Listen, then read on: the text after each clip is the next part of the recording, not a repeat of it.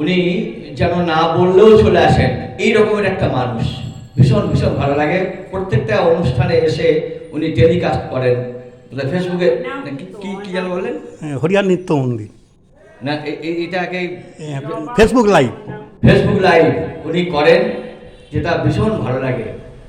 যাই হোক, ওনার সুদীর্ঘ সুস্থ জীবন কামনা করি। আমার সাহিত্য ভাষার পক্ষ থেকে বারবার উনি আসবেন এই কামনা করি। এরপরে আমরা অমিয়াদি একটি কবিতা বলবেন, সেটা আমরা শুনব।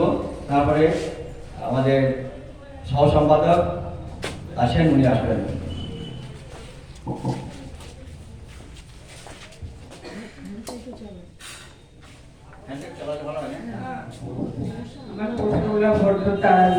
আপনার গলার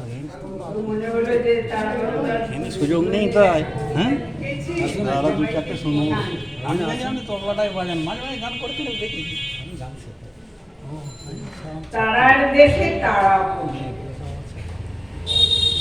আকাশ হতে একটি তারা পড়ল খসে কাশীপুরে, ধরার আলোয় চোখ মেলল, দেখলো ভুবন চোখ ভরে।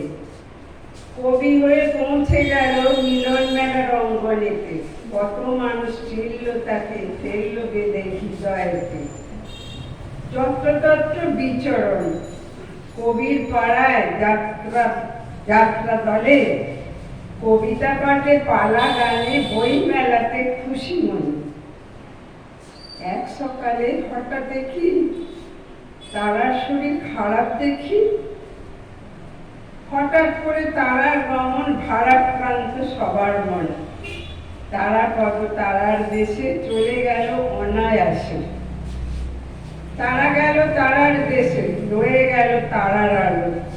সেই আলোতে তারা পদ সবার মনে থাকবে ভালো।